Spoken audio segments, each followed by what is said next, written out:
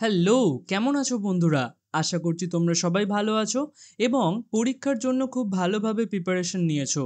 আমি আগের দিন তোমাদের মডেল কোয়েশ্চেন পেপার 1 টা সলিউশন দেখিয়েছিলাম। কিভাবে তোমরা প্রত্যেকটা প্রশ্নকে ঠিকঠাকভাবে আনসার দেবে। আমি প্রত্যেকটা অপশনকে ডিটেইলসে এক্সপ্লেন করে দিয়েছিলাম। আজকে আমরা মডেল কোয়েশ্চেন পেপার 2 যেটা আছে এর প্রত্যেকটা প্রশ্নকে সলিউশন করে দেখাবো। আগের দিনের ভিডিওটা আমি তোমাদের যখন সলিউশন করে আপলোড করি সেখানে পরে যখন আমি চেক করি তখন আমি দুটো ভুল দেখতে পাই। আমি তাড়াহুড়ো করছিলাম আগের দিনের ভিডিওটা যাতে যত তাড়াতাড়ি পারি তোমাদেরকে একটা কোয়েশ্চেন পেপার সলিউশন করে দেখাতে পারি। যার জন্য আমার দুটো প্রশ্নের উত্তর ভুল তোমাদের দিয়ে দিয়েছি। প্রথমত হচ্ছে দেখো ২৯ দাগের প্রশ্নটা। তো এই প্রশ্নটা আমি তাড়াহুড়োর মধ্যে তোমাদের ন্যারেশন চেঞ্জ করে দিয়েছিলাম। আর এখানে সমস্যাটা কি হয়েছিল যে আমি তোমাদের বলেছিলাম বাইরে পাস্ট টেন্সে আছে এবং ভেতরে যেহেতু প্রেজেন্ট সিম্পলে আছে তাই আমাদের ভেতরের যে টেন্সটা আছে সেটাও পাস্ট সিম্পলে কনভার্ট হয়ে যাবে, আমি এটা বলেছিলাম।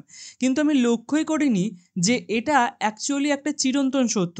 দেখো লেখা আছে capital punishment kills a man at once but life long imprisonment kills him slowly. তো এই যে কথাটা, এই কথাটার মানে কি বলছে যে মৃত্যুদণ্ড একজন মানুষকে সঙ্গে সঙ্গে মেরে ফেলে, কিন্তু যে বন্দি অবস্থা সেটা একটা মানুষকে ধীরে ধীরে মেরে ফেলে। তো এই কথাটা চিরন্তন সত্য। এর আগেও যারা এই ক্যাপিটাল পানিশমেন্ট ভোগ করেছে তাদের ক্ষেত্রেও প্রযোজ্য, আমাদের ক্ষেত্রেও প্রযোজ্য, ফিউচারেও প্রযোজ্য। তো এটা একটা চিরন্তন সত্য। তো যখনই চিরন্তন সত্য হবে তখন আমরা সেই ভেতরের যে কোটেশনের মধ্যে থাকে যেটাকে রিপোর্টিং স্পিচ বলে সেটার মধ্যে কোনো পরিবর্তন হয় না। জাস্ট নর্মালি যেরকম থাকে সেরকম আমরা লিখে দিই। তো এখানে লক্ষ্য করো আমি যেমন আগের দিন টিক মেরেছিলাম এটায়, ঠিক আছে, আমি এটাকে পাস্ট বলেছিলাম যে যখনই তুমি এরকম চেক করবে এটা অন্যগুলোর ক্ষেত্রে প্রযোজ্য হবে। কিন্তু এখানে তো চিরন্তন সত্য ছিল। তো এখানে অপশন বি হবে না কিন্তু, হ্যাঁ। তো এখানে কোন অপশনটা হয়ে যাবে তাহলে? যেরকম নর্মালি কিলস লেখা আছে সেই অপশনগুলি হবে। দেখো প্রথমত এখানে কিল লেখা আছে, এখানে কিলস লেখা আছে, তো এটা তো হবে না। এখানে হ্যাড কিল্ড লেখা আছে, তো এই অপশনটাও হবে না। কিল্ড লেখা আছে, এই অপশনটাও হবে না। একমাত্র এখানেই কিলস লেখা আছে, তো এই অপশনটা হবে। চিরন্তন সত্যতে কোটেশনের মধ্যে রিপোর্টিং স্পিচ যেটা থাকে সেটাতে পরিবর্তন হয় না। আর পরীক্ষায় যদি এই প্রশ্নটা আসে তোমরা কিন্তু ভুল করবে না। আমি আগের দিন তাড়াহুড়ো করছিলাম, আমি তোমাদেরকে তাড়াহুড়ো করে একটা ভিডিও দেওয়ার চেষ্টা করছিলাম যার জন্য আমি এটা লক্ষ্যই করিনি। পরে যখন আমি চেক করি তখন খেয়াল পড়ে যে আরে এটা তো একটা তোমার চিরন্তন সত্যের মধ্যে পড়বে। তো তার জন্য আমি তোমাদেরকে এই ভিডিওর মধ্যে সেটা বলে দিচ্ছি। আর আজকে আমি একদম ধীরে ধীরে তোমাদেরকে সলিউশন দেখাবো যাতে কোনো রকমের কোনো কিছু ভুল না হয় আর তোমরা খুব ভালোভাবে প্রত্যেকটা প্রশ্নের উত্তরকে বুঝতে পারো। আরেকটা ভুল আমি এখানে ছোট্ট করে ফেলেছিলাম, সেটা হচ্ছে যে যে ফেয়ারটার কথা মেনশন ছিল সেটা আমি ডোনেগলে টিক মেরেছিলাম, তাড়াহুড়োর মধ্যে এটাও আমি ভুল করে ফেলেছি। তো এটা হবে গালুয়ের মেলা, ঠিক আছে। গালুয়ের মেলাতে বার্টলি গেছিল, সেই মেলাটার কথাই এখানে উল্লেখ করা আছে, তো এই অপশনটা ঠিক হবে। ডোনেগল হচ্ছে আমাদের আয়ারল্যান্ডেরই একটা জায়গা, ঠিক যেখানে ওই মাইকেলের মৃতদেহ পাওয়া গেছিল। তাড়াহুড়োর মধ্যে আমি এটাতে টিক মারতে গিয়ে এটাতে টিক মেরে দিয়েছি, ঠিক আছে। আর ডাবলিন তো হচ্ছে আয়ারল্যান্ডের যে রাজধানী সেটাকে বলা হয়, ঠিক আছে। তো এখানে খেয়াল রাখবে যে ফেয়ারটা হচ্ছে সেটা গালওয়ের ফেয়ার, ঠিক। চলো এরপর আমরা আজকের যে প্যাসেজটা আছে, আজকের যে মডেল কোশ্চেন পেপারটা আছে সেটা সলিউশন করব। এক এক করে তোমরা প্রত্যেকটা প্রশ্নকে লক্ষ্য করবে কিভাবে আমি অপশনগুলোকে এলিমিনেট করছি এবং কিভাবে ঠিক অপশনটা এটাই কারেক্ট হবে আমি সেটাকে আন্দাজ করতে পারছি। ভিডিওর শুরুতেই আমি বলে রাখি, যাদের এখনও কনফিডেন্ট নেই যে আমরা পরীক্ষায় ঠিকঠাক নাম্বার পাবো না বা ঠিকঠাকভাবে আমরা কোশ্চেনগুলোকে সলিউশন করতে পারবো না, তাদেরকে আমি একটা ছোট্ট অ্যাডভাইস দেবো। দেখো তোমরা যেহেতু টেক্সটটা ভালো করে পড়োনি তার জন্যই এই কনফিডেন্টের তোমাদের অভাবটা আসছে। তোমরা কি করো, প্রথমে টেক্সটগুলোকে আরও ২-৩ বার ভালো করে পড়ে নাও। টেক্সট যত খুঁটিয়ে পড়বে এমসিকিউ তত ভালো করে সলিউশন করতে পারবে, ঠিক আছে। তো তোমরা টেক্সটগুলোকে ভালো করে খুঁটিয়ে পড়ে নাও। আমার কমপ্লিট প্লেলিস্ট করা আছে, তোমরা চাইলে এই যে এখান থেকে দেখে নিতে পারো। পরপর প্রত্যেকটা টপিককে, প্রত্যেকটা আমি প্রোজ এবং পোয়েমকে খুব ভালো করে কভার করেছি আর প্রত্যেকটা ডিটেলসে ভোকাবুলারিও অ্যাড করে দিয়েছি। তোমাদের পড়তে কোনো অসুবিধা হবে না। তোমরা জাস্ট 2x স্পিডে একবার সেই ভিডিওগুলোকে চেক করে নাও আর একবার রিভাইজ করে নাও। আমার মতে বলে তুমি যতবার রিভাইজ করবে ততবারই তোমার জন্য খুব ভালো হবে, ঠিক আছে? তো টেক্সট থেকে কোনো রকমের অসুবিধা আসার কথা নয়। আমি যেরকমভাবে পড়িয়েছি তোমাদের, আশা করছি তোমাদের কোনো রকমের অসুবিধা হবে না। তো আমার প্রথম অ্যাডভাইস তোমাদের এটাই হবে যে তোমরা প্রোজ এবং পোয়েম এই দুটো জিনিসকে খুব ভালো করে আরেকবার রিভাইজ করে নাও। দেখবে তোমরা লাইন পড়লেই বুঝতে পারবে যে ওইখানের অ্যাকচুয়াল উত্তরটা কি হবে। যেমন আমি শুরু করছি প্রোজ থেকে। লেখা আছে, how did the girl at Deoli respond to the narrator's gauge. Gauge মানে হচ্ছে এক নজরে তাকানো, মানে এক লক্ষ্যে যদি কারোর দিকে তাকানো হয় সেটাকে গেজ বলে। পরীক্ষার খাতায় যখন আমরা কোনো বন্ধু পেছন থেকে এক নজরে তাকিয়ে থাকে উত্তর লেখার জন্য, ঠিক সেইটাকে গেজ বলা হয়। তো এখানে বলছে যে ন্যারেটর যে একভাবে মেয়েটার দিকে তাকিয়েছিল, সে তার প্রতি উত্তরে মেয়েটা কি করেছিল। তো প্রথম অপশনে বলছে শি ইগনোরড হিম। আমরা যদি একবার টেক্সটে যাই, এখানে লক্ষ্য করো, আমি তোমাদের দেখাচ্ছি। লেখা আছে, she saw that I was looking at her intently, but at first he pretend not to notice। মানে প্রথমে সে ভান করেছিল, মেয়েটা প্রিটেন্ড মানে হচ্ছে ভান করা। মেয়েটা ভান করেছিল যাতে লক্ষ্য না করে, এরকম একটা ভান করেছিল। সে আমাকে লক্ষ্য করছে না এরকম একটা ভান করেছিল। তার মানে এটা কেন হয়? একটা মেয়ের দিকে যখন কোনো একটা ছেলে তাকায় এবং সেই মেয়েটা তার দিকে তাকাচ্ছে না, লক্ষ্য করছে না, কিন্তু সে বুঝতে পারছে ছেলেটা তার দিকে তাকাচ্ছে, এই জিনিসটা তখন হয় যখন মেয়েটা একটু লাজুকে হয়, একটু লজ্জায় লাগে, ঠিক আছে? একভাবে তুমি বলো না, একটা সাধারণ মেয়েকে যখন ওরকমভাবে কেউ তাকাচ্ছে, মেয়েটা থোড়ি না তার দিকে তাকাবে। তো সে বুঝতে পারছে কিন্তু সে তাকায়নি, মানে সে লাজুক অবস্থায় ছিল, ঠিক? আর তারপরে কিছুক্ষণ পরে এখানে দেখো লেখা আছে, and then those eyes searching and eloquent met my. তারপরে কিন্তু তার চোখ ন্যারেটরের চোখের ওপরে পড়েছিল, ঠিক আছে? তারা দুজন দুজনকে দেখেছিল। তো এখানে যদি আমি আনসার দেখি, লেখা আছে প্রথমে সি ইগনোরড হিম, সে ইগনোর করেছিল, এমন তো নয়। তো তাহলে এখানে প্রথম অপশন হবে না। সি স্মাইলড অ্যাট হিম, প্রথম দেখাতে তিনি স্মাইল করেনি, মেয়েটা স্মাইল করেনি, তাহলে বিও হবে না। সি কি বলছে, C was Sai but looked back, তিনি লাজুকে, মানে সেই মেয়েটা লাজুক অবস্থায় ছিল কিন্তু সে আবার প্রতি উত্তরে দেখেছিল। তো এখানে অপশন সি হয়ে যাবে, সি গট অ্যাংরি, রেগে তো যায়নি। তাহলে এখানে আমাদের কারেক্ট অপশন হবে অপশন সি। আশা করছি বুঝতে পারছো। এটা যদি আমাদের টেক্সটে যদি খুঁটিয়ে পড়া থাকতো, আমরা এটা দেখেই এই অপশনটাকে টিক মেরে দিতাম, আমরা এগুলো চেকই করতাম না।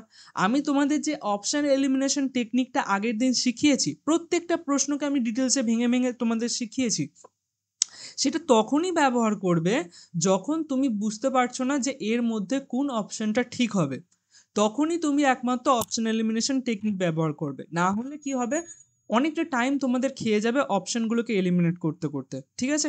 আগের দিন ওই জন্য আমি ডিটেলসে প্রত্যেকটা প্রশ্নকে তোমাদেরকে শিখিয়েছিলাম যে কিভাবে আমরা অপশন এলিমিনেশন করি, ঠিক আছে? চলো এর পরের অপশনে যাই। Kalam was totally convict that the prayer reached God, the devotee, the people, the soul. তো বলতে চাইছে যে কালাম স্যার টোটালি কনভিন্সড মানে হচ্ছে নিশ্চিত ছিলেন যে তার যে প্রেয়ারটা ছিল, যে প্রার্থনাটা ছিল, সেটা কার কাছে পৌঁছায়, ঠিক আছে? তো তোমরা যদি টেক্সটটাকে ঠিকঠাক মতন খুঁটিয়ে পড়ো, দেখো এখানে লক্ষ্য করবে ঠিক এই জায়গাটা করে, but I was totally convinced that they reach the God, মানে এখানে ভগবানের কাছে পৌঁছায়, ঠিক আছে? তো তার মানে এই অপশনটা কোনটা কারেক্ট অপশন হয়ে যাবে, এইটা। কিন্তু ধরে নাও তুমি এটা টেক্সটটা খুঁটিয়ে পড়োইনি, তখন তুমি কিভাবে করবে? তখন তুমি ওই যে আগের দিন টেকনিক শিখিয়েছিলাম অপশন এলিমিনেশন, সেটা ব্যবহার করে করবে, যেটা অ্যাকিউরেট মনে হবে সেটাকে টিক মারবে। চলো তারপরে, at the very beginning the banker was dash in his study room. তো প্রথম একদম শুরুতেই যে ব্যাংকার ছিল সে কি করছিল? সে তার ঘরে হাঁটা চলা করছিল এবং 15 বছর আগেকার কথাটা মনে করছিল। তাহলে হাঁটাচলা করছিল মানে এখানে অপশন সি হয়ে যাবে, ঠিক আছে? Walking up and down. Smoking হবে না, রিডিং হবে না, স্লিপিং হবে না। চলো তারপরে ম্যাচ দ্য কলাম। এখানে আমাদের দুটো জিনিস দেওয়া আছে, এটা ম্যাচ করতে বলেছে। এখানে লক্ষ্য করো, প্রথমে আছে শোল্ডার, শোল্ডার মানে কাঁধ, কাঁধ এর মধ্যে কোনটা হবে আমি জানি না। ফিট, আচ্ছা পা কি হবে? পা তো নিশ্চয়ই ওই মেয়েটার নগ্ন ছিল, বেয়ার ছিল, খালি পায়ে ছিল। তো এখানে অপশন বি হয়ে যাবে, দুয়েরটা বি হবে। দুয়েরটা বি এখানে দেখো অপশন এতে নেই, তার মানে আমি অপশনে চেকই করব না, তো অপশন এ বাতিল। এরপরে দেখো অপশন বিতে দেওয়া আছে, আর এখানে আমি চেক করছি অপশন সিতে দেওয়া আছে, অপশন ডিতে দেওয়া নেই, তো অপশন ডিও বাতিল। ঠিক, আমি দুটো অপশন এলিমিনেট করে দিলাম। বাকি এখানে আমি ওয়াক হয়ে গেল, ওয়াকটা এখানে কি হবে, গ্রেসফুল হবে। ধরে নাও আমি ওয়াকও জানি না। ক্লোথস কি হবে, ক্লোথস ওল্ড হবে, তো ক্লোথস ওল্ড এখানে চারেরটা এ হবে। তো এখানে কাপড় কি হবে, কাপড়টা তো বেয়ার হবে না, গ্রেসফুল হবে না, শল হবে না। কাপড়টা কি ছিল, পুরনো ধাঁচের ছিল, অপশন এ হয়ে যাবে চারেরটা এ। অপশন বিতে চারেরটা এ দেওয়া আছে, অপশন বিতে চারেরটা এ দেওয়া আছে, এখানে আমি একবার চেক করে নিচ্ছি। অপশন সিতে কিন্তু দেওয়া নেই, তার মানে এই অপশনটাও এলিমিনেট হয়ে যাবে, পড়ে থাকবে এই অপশনটা, তার মানে আমাদের correct option option number B. ঠিক আছে, তো আমি এগুলোকে ডিলিট করে দিই। চলো এর পরে আমরা দেখছি 5 number, dash made Rameswaram famous for pilgrims. তো ওখানে একটা পিলগ্রিমস মানে তীর্থযাত্রী, তো রামেশ্বরমের মধ্যে একটা মন্দির ছিল, সেই মন্দিরটাই তো ওই যে তীর্থযাত্রীরা ছিল সেটাকে ফেমাস করেছিল, সেটা হচ্ছে শিবা টেম্পল, তো এখানে অপশন বি হয়ে যাবে। Next, the grandmother of the narrator of the story the night train at Deoli lived in. হ্যাঁ, তো যে দিদা ছিল ন্যারেটারের, সে কোথায় বসবাস করতো? তোমরা যদি প্রথম লাইনটাই লক্ষ্য করো, দেখো প্রথম লাইনেই লেখা আছে যে I use to spend my summer vacation in Dehra at my grandmother's place. তো এখানে দেহেরাতে ছিল তার দিদার বাড়ি। তো এখানে আমাদের কোন অপশনটা ঠিক হয়ে যাবে? এই অপশনটা, ঠিক আছে। আচ্ছা, আমি তোমাদের নাইট ট্রেনের দেউলি এই যে চ্যাপ্টারটা আছে, এটার কমপ্লিট এমসিকিউ তোমাদের সলিউশন যখন করিয়েছিলাম, তখন এখান থেকে যে ইম্পর্টেন্ট জায়গা থেকে প্রশ্নগুলো আসবে সেগুলোকে আমি হাইলাইট করে দিয়েছিলাম। সেই পিডিএফটাই হচ্ছে এটা, এখানে দেখো প্রত্যেকটা যেখানে যেখানে ইম্পর্টেন্ট আছে হাইলাইট করা আছে। তোমরা সেই ভিডিওটাও যদি এমসিকিউ দেখতে চাও যে নাইট ট্রেনের দেউলি বা এটার সমস্যা হচ্ছে এই চ্যাপ্টারটাতে, তো এর কমপ্লিট এমসিকিউ আমি সলিউশন করে দিয়েছিলাম। তো তোমরা এখান থেকে তোমরা দেখে নিতে পারো, ঠিক আছে, আমি এখানে অ্যাড করে দিচ্ছি। চলো এর পরে আছে 7 নম্বরে অ্যাসারশন রিজন। তো এখানে অ্যাসারশন অর্থাৎ কথনে কি বলছে, the business of the banker gradually decade. Decade মানে কি, ধরে নাও আমি জানি না, ঠিক আছে। রিজনে আসছি, রিজনে বলছে he gambled on the stock exchange and made risky speculation. Speculation কথাটা কিন্তু আমরা বেটের মধ্যে পেয়েছিলাম, দ্য বেট যখন পড়েছিলাম পেয়েছিলাম। তো ধরে নাও আমি ডিকেড মানে জানি না, এখানে খেয়াল রাখবে, তোমাদের একটা ছোট্ট জিনিস শিখিয়ে দিচ্ছে, যে যেখানে ডি ই দিয়ে এরকম কোনো কথা থাকবে না, সেটা অ্যাকচুয়ালি নেগেটিভ কথাকে রিপ্রেজেন্ট করে। তুমি অনেক সময় কি হবে, কথার বা কোনো ওয়ার্ডের মানে জানবে না, এরকম হবে, অনেক সময় হবে। তখন তুমি কি করবে, সেই ওয়ার্ডটা পজিটিভ সেন্সে ব্যবহার হচ্ছে নাকি নেগেটিভ সেন্সে ব্যবহার হচ্ছে সেটা অন্তত আন্দাজ করবে। সেটা যদি ঠিকঠাক মতন আন্দাজ করতে পারো, তাহলে তোমরা দেখবে এই মানেটাকে বুঝতে পেরে যাবে। যেমন এখানে ডেকেড কথাটা লেখা আছে, আমি বলছি যে ডি দিয়ে যে ওয়ার্ডগুলো তৈরি হয় সেগুলো সাধারণত নেগেটিভ ওয়ার্ডে হয়। যেমন ধরে নাও ডিলে কথাটা, যেমন ধরে নাও ডিবেট কথাটা, ডিনাই কথাটা, অ্যালাউ ডিনাই, তো ডিনাই কথাটা, এগুলো সব নেগেটিভ ওয়ার্ড। তো ডিকেড এই যে কথাটা আছে এটাও নেগেটিভ ওয়ার্ড, এটার মানে হচ্ছে কোনো জিনিসকে কমানো। এবার যদি আমরা আমাদের যে টেক্সটটা আছে সেখানে লক্ষ্য করি, দেখো এখানে লেখা ছিল যে সে প্রচুর পরিমাণে আর কি জুয়া খেলতো এবং বেপরোয়া অনুমান ভিত্তিক বিনিয়োগ করতো, এবং যার ফলে আস্তে আস্তে যত দিন গেছে, যত বয়স বাড়ছে, তত কি হচ্ছে, তার সম্পদের পরিমাণ কমে গেছিল। ঠিক আছে, তো এখানে তার মানে আমাদের উত্তর কোনটা হয়ে যাবে? এখানে দেখো প্রথমত বলছে যে বিজনেসে ব্যাংকারের যেটা বিজনেস ছিল সেই বিজনেসটা আস্তে আস্তে কমে গেছে। হ্যাঁ কমে গেছে, তার মানে এটা ঠিক, অ্যাসারশন ঠিক। রিজন কি বলছে, কেন এটা কমে গেছে? He gamble on the stock exchange and made risky speculation. তো স্পেকুলেশন মানে অনুমান করা। সে প্রচুর পরিমাণে টাকা বিনিয়োগ করতো, গ্যাম্বেল করতো এবং রিস্কি অনুমান করে টাকা বিনিয়োগ করতো। তো এটা এর একদম পারফেক্ট অ্যাসারশনের রিজন হয়ে যাবে। তো এখানে both assertion and reason is true, তো এখানে অপশন ডিতে দেওয়া আছে, তো এই অপশনটাই আমাদের কি হয়ে যাবে, কারেক্ট হয়ে যাবে। চলো এরপরে আমরা যাচ্ছি রিঅ্যারেঞ্জ দ্য ফলোয়িং সেন্টেন্স। একটা জিনিস আমি বলে দিচ্ছি তোমাদেরকে, অ্যাসারশন রিজন কিন্তু খুব সতর্কভাবে করবে। এখানে একটুখানি কথার ঘোরপ্যাঁচ থাকলেই ব্যাস সঙ্গে সঙ্গে তোমাদের ভুল অপশানে তোমরা মানে কনফিডেন্টের সাথে টিক মেরে বেরিয়ে যাবে, অথচ তুমি বুঝতেই পারবে না যে এখানে তোমার এটা ভুল হচ্ছে। ঠিক আছে, তো খুব একদম ভালো করে অ্যাসারশন রিজন পড়ে তারপর তোমরা টিক মারবে। এরপরে আসছি আমরা 8-এর দাগে, রিঅ্যারেঞ্জ দ্য ফলোয়িং সেন্টেন্সেস। তো এখানে প্রথম সেন্টেন্স বলছে the narrator brought a basket, দ্বিতীয় বলছে the narrator stayed at his grandmother's place for only a couple of weeks, while returning from Dehra the narrator saw the girl on the platform, the narrator met a station master, new station master। আচ্ছা, যদি আমরা একবার chronological অর্ডারে একবার পুরো গল্পটাকে সাজাই, সব থেকে প্রথমে কি হতো যে ন্যারেটর গরমের ছুটিতে তার দিদার বাড়িতে যেত। এরকমই একটা গরমের ছুটিতে তিনি দিদার বাড়িতে যাচ্ছিলেন। তো এখানে দিওলি স্টেশনে সেই ট্রেনটি থামে ভোরবেলার দিকে, এবং সেই সময় একটা ইয়ং গার্ল আসে এবং তারপর তার সাথে মেয়েটির আর কি দেখা হয়, এবং মেয়েটির কাছ থেকে ন্যারেটর কি করেন, একটা বাস্কেট কেনেন। তারপরে তিনি দেহেরাতে চলে যায়, তারপরে তিনি মেয়েটিকে ভুলে যান, এবং আবার যখন তিনি পুনরায় ফেরেন দিল্লিতে আসার জন্য, তখন তিনি দ্বিতীয়বার মেয়েটির সাথে দেখা করেন, এবং তখন তিনি মেয়েটিকে আর ভুলতে পারেননি, এবং তারপর তিনি প্রমিস করেন যে তিনি আবার ফিরবেন পরের গরমের ছুটিতে। তো পরের গরমের ছুটিতে তিনি আবার ফিরেছিলেন, কিন্তু সেই সময় সেখানে মেয়েটি আর ছিল না। ঠিক আছে, থার্ড টাইম যখন মিটিং করার হয় সেই সময় মেয়েটা ছিল না। তো তারপর তিনি আবার তার দিদার বাড়িতে চলে যায়, এবং সেখানে কিছুদিন থাকার পরেই তার বিরক্তি লাগে। তিনি জানতে চান যে মেয়েটির আসলে কি হয়েছে, বা মেয়েটির সম্বন্ধে খোঁজ খবর করার জন্য তিনি কিছুদিন থেকেই আবার পালিয়ে আসেন, এবং তারপর তিনি দেখেন যে স্টেশনে সেখানে নতুন স্টেশন মাস্টার চলে আসে। তাহলে সব থেকে প্রথমে তিনি কি করেছিলেন, প্রথম দেখাতে তিনি একটা ঝুড়ি কিনেছিলেন, তাহলে এটা হয়ে যাবে ফার্স্ট। তো এখানে দেখো ফার্স্টে দেওয়া আছে সিতে আর বিতে, তাহলে অপশন এ আর ডি আমি দেখবো না। এবার লক্ষ্য করো, এই যে চারটে ইনসিডেন্ট দেওয়া আছে, এই চারটের মধ্যে সব শেষে কোনটা হয়েছে? সব শেষে কোনটা হয়েছিল? ন্যারেটর সে স্টেশন মাস্টারের সাথে দেখা করেছিল এবং ওই মেয়েটার সম্বন্ধে জিজ্ঞাসা করেছিল। ঠিক আছে, তো এখানে দেখো লাস্ট, সবার লাস্টে যদি আমি এখানে দেখি এই চারটের অর্ডারের মধ্যে সবার লাস্টে কে আসতে পারে? 4 নম্বরটাই আসবে। তো এখানে দেখো এই যে আমাদের দুটো অপশন পড়ে আছে, এর মধ্যে 4 নম্বরে কোনটা আসছে? অপশন বিতেই আসছে। তার মানে আমার এখানে অপশন বিটাই ঠিক হয়ে যাবে। আমি আর এটাকে চেকই করবো না, আমি এখানে লক্ষ্য করলাম ফার্স্টে কি এসছে এবং সব শেষে কি আসতে পারে এই যে অর্ডারটা আছে এর মধ্যে, আমি সেটাকে দেখে চেক করে নিলাম, ব্যাস তারপর টিক মেরে দিলাম।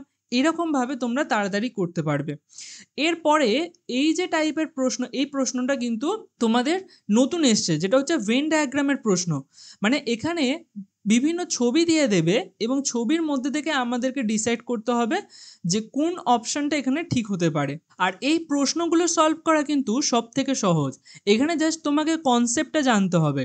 দেখো ওপরে কি বলেছে, খুব ভালো করে পড়বে। এমসিকিউর সব থেকে গুরুত্বপূর্ণ জিনিস হচ্ছে কোশ্চেনকে পড়া। যত ভালো করে তোমরা কোশ্চেনকে পড়বে তত তাড়াতাড়ি তোমরা মার্ক করতে পারবে ঠিক আনসারটা। কি বলছে, if box A is immoral, মানে এই যে এখানে বক্স দেওয়া আছে দেখো, একটা হচ্ছে এ বক্স, একটা হচ্ছে বি বক্স। বলছে এ বক্সটা হচ্ছে ইমোরাল বক্স, মানে এটা হচ্ছে অনৈতিক, আর বি বক্স হচ্ছে মোরাল বক্স, মানে এটা হচ্ছে নৈতিক। তো এ বক্সের মধ্যে আর বি বক্সে এর মধ্যে আমরা দেখছি কিছু লেটার দেওয়া আছে। এখানে বলছে এল হচ্ছে লাইফ ইমপ্রিজনমেন্ট, মানে যাবজ্জীবন যেটাকে বলা হয়, আর সি মানে হচ্ছে ক্যাপিটাল পানিশমেন্ট, মানে মৃত্যুদণ্ড। তো এখানে বলতে চাইছে যে দেন হুইচ ভেন ডায়াগ্রাম, এর মধ্যে কোন ছবিটা is correct as per the lawyer, মানে লয়ারের দিক থেকে, যে আর কি প্রিজনার হিসেবে সময় কাটিয়েছিল, তার দিক থেকে কোন কথাটা যুক্তিযুক্ত। তো আমরা কি দেখেছিলাম যে লয়ার বলেছিল যে ক্যাপিটাল পানিশমেন্ট এবং লাইফ ইমপ্রিজনমেন্ট দুটোই হচ্ছে অনৈতিক, দুটোই হচ্ছে ইমমোরাল। তাহলে দুটোই যদি ইমমোরাল হয়, বি এর দিকে মানে মোরালের দিকে তো কিচ্ছু থাকবে না। দুটোই ইমমোরাল হলে দুটোই কি আসবে? এর আন্ডারে আসবে। তাহলে এখানে দেখো কেবলমাত্র অপশন সিতে দেওয়া আছে এ, অর্থাৎ ইমমোরালের আন্ডারে সি আর এল। তাহলে এই অপশনটাই আমাদের ঠিক হয়ে যাবে, বাকি আমি কিছু চেকই করব না এখানে।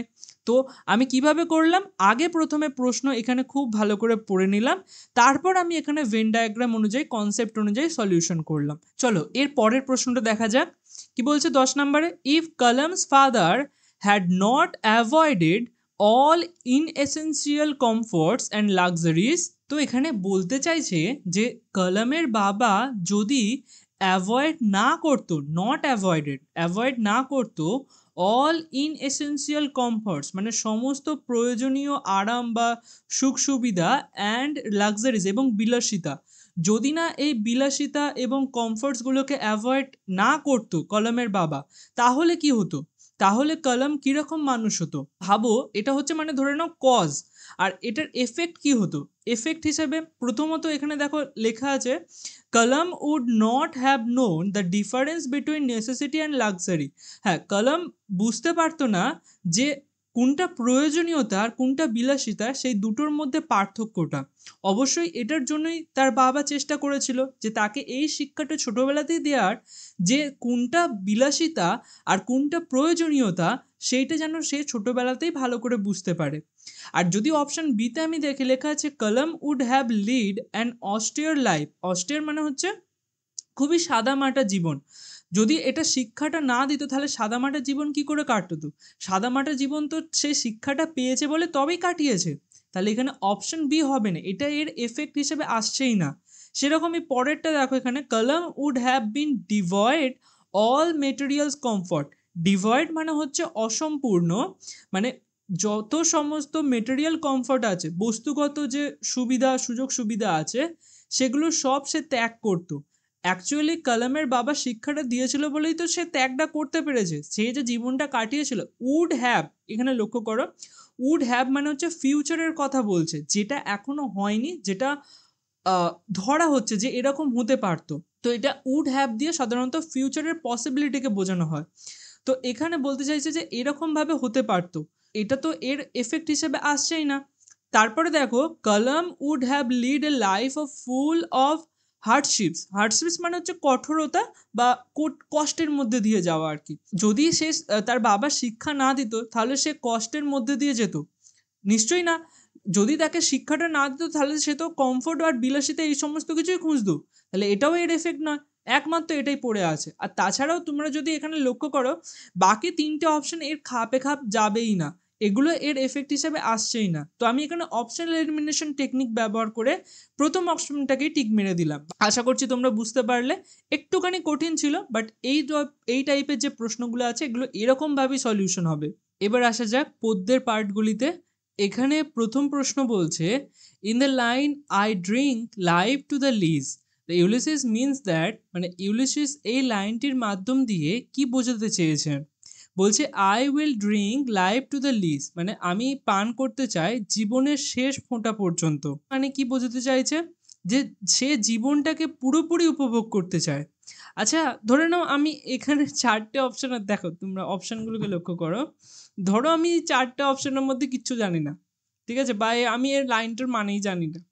প্রথমে কি বলছে, he wants to live life to the fullest embracing every experience. Embracing মানে হচ্ছে আলিঙ্গন করা। ধরে নাও আমি এর মানেই জানি না, ঠিক আছে, কি বলতে চাইছে। আচ্ছা, একবার অপশন বিটা পড়ো, হি wants to avoid challenge in life, মানে সে যে চ্যালেঞ্জগুলো লাইফে আসছে সেগুলোকে অ্যাভয়েড করতে চেয়েছে। নিশ্চয়ই না, আমরা পুরো পোয়েমটা দেখে বুঝতে পারলাম যে ইউলিসিস হচ্ছে একজন কঠোর মানুষ, মানে যিনি চায় যে চ্যালেঞ্জ তার লাইফে আসুক। তো অপশন বি তো হবে না। অপশন সিতে দেখো, he is ready to stop living an adventurous life, মানে তিনি এই যে অ্যাডভেঞ্চারাস লাইফ সেটাকে চাইছেন যে বন্ধ করে দিতে, ঠিক আছে, তো এটাও তো হবে না। তারপর কি বলছে, he wants to return to his wife, সে তার বউয়ের কাছে ফিরে যেতে চায়। বউয়ের কাছ থেকে সে পালিয়ে যেতে চায়, এখানে দেয়া আছে বউয়ের কাছে সে ফিরে যেতে চায়। তো হিসাব মতো এখানে একমাত্র অপশন এই পড়ে থাকবে, যে আর এর আনসারটাও এটাই হবে। চলো এবার 12 নম্বর প্রশ্নটা দেখা যাক। The deathless trees are seen in, মানে ওই যে অমর গাছগুলো, সেই গাছগুলো কোথায় দেখা যায়? যখন ক্যাস্টোরিনা ট্রি আমরা পড়েছিলাম তখন একদম শেষ লাইনে লেখা ছিল যে বড় ডিলের গাছগুলো, এখানে একটা অ্যাকচুয়ালি রেফারেন্স নেওয়া হয়েছিল উইলিয়াম ওয়ার্ডসওয়ার্থের একটা কবিতা আছে, সেই কবিতায় সেখানে তিনি বড় ডিলের গাছগুলিকে বলেছিল যে এগুলো হচ্ছে টাইমলেস বিউটি এবং টাইমলেস ইমোশন, মানে জীবনে যে গাছগুলো থাকে সেই গাছগুলো অনেক জীবনের সাক্ষী হিসেবে থেকে যায়, অমর হয়ে থেকে যায়। তো এখানেও ক্যাসুরিনা ট্রিকেও কবিত্রী বলতে চাইছেন যে ওটা হচ্ছে একটা ইমমর্টাল ট্রি, ডেথলেস ট্রি। তো এখানে অপশন সি হয়ে যাবে। তোমাদের দেখিয়েও দিচ্ছি আমি, এখানটা এই লাইনটা দেখো লেখা আছে লাইক দোজ ইন বড়োডিল, এ দেখো উইথ ডেথলেস ট্রিজ। তো এই অপশনটা ঠিক হয়ে যাবে, বড়োডিল। এরপরের আমাদের প্রশ্নটা কি আছে, Ulysses believes that some work of notable dash May yet two be done. তো এখানে নোটেবল ড্যাশ কি হবে এখানটা, অপশনগুলি যদি আমরা লক্ষ্য করি, প্রথমে বলছে নোট, অপশন বিতে বলছে গ্লোরি, অপশন সিতে বলছে রিপিউট, এটা এটা অ্যাকচুয়ালি রেপুটেশন থেকে এসছে, রেপুটেশন রিপিউট, রিপিউট মানে হচ্ছে খ্যাতি, অ্যান্ড লেটার। তো এখানে নোটেবল কি হবে, তোমরা যদি একটুখানি খুঁটিয়ে ইউলিসিস কবিতাটা পড়তে, এখানে দেখবে লক্ষ্য করো, এখানে লেখা আছে দেখো সাম ওয়ার্ক অফ নোটেবল নোট, ঠিক আছে। তো এটা একদম ডাইরেক্ট প্রশ্ন আসবে কবিতার লাইন ধরে। তো এই প্রশ্নের উত্তরটা একদম মনে রেখে দেবে, নোটেবল নোট হবে।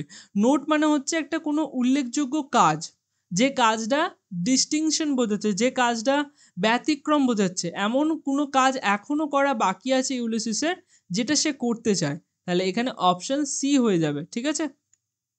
এর পরের প্রশ্ন দেখো, বলছে pick out the false statement. প্রথমে বলছে the casuarina tree is compare to a giant, তো এটা তো একদম ট্রু স্টেটমেন্ট। তারপর বলছে the casuarina tree makes the poet nostalgic, এটাও একদম ট্রু। নস্টালজিক মানে হচ্ছে ছোটবেলার কথা মনে করিয়ে দেওয়া, তো গাছটা তো মনে করিয়ে দিয়েছিল, এটাও ঠিক।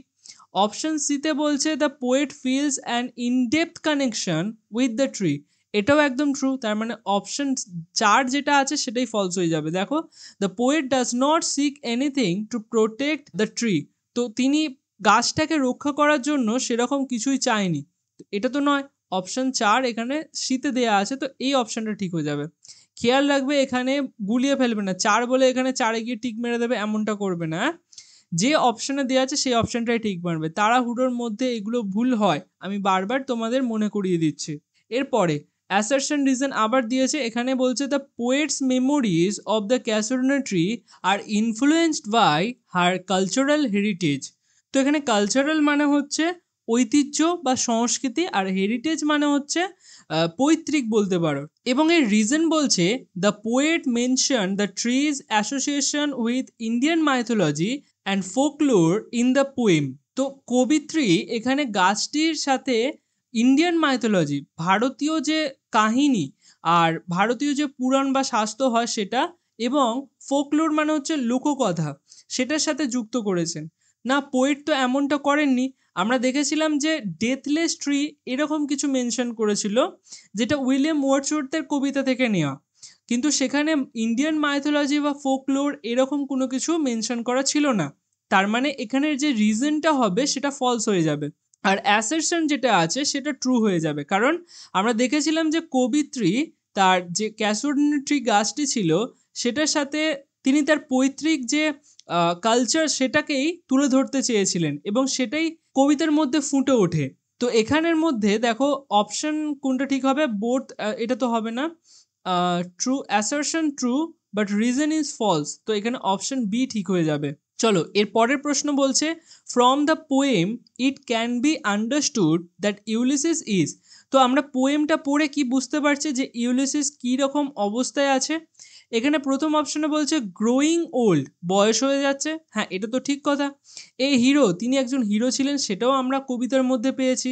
কিং অফ ইথাকা, ইথাকার রাজা ছিলেন, এটাও আমরা কবিতার মধ্যে পেয়েছি। তার মানে সবকটি এখানে ঠিক উত্তর হয়ে যাবে। চলো এর পরের প্রশ্ন দেখা যাক। এখানে 17 নম্বরে কলম ম্যাচিং দিয়েছে। এখানে প্রথম অপশন দিয়েছে মারমার কলম এতে, আর এখানে দিয়েছে এজ অ্যান্ড গ্রে।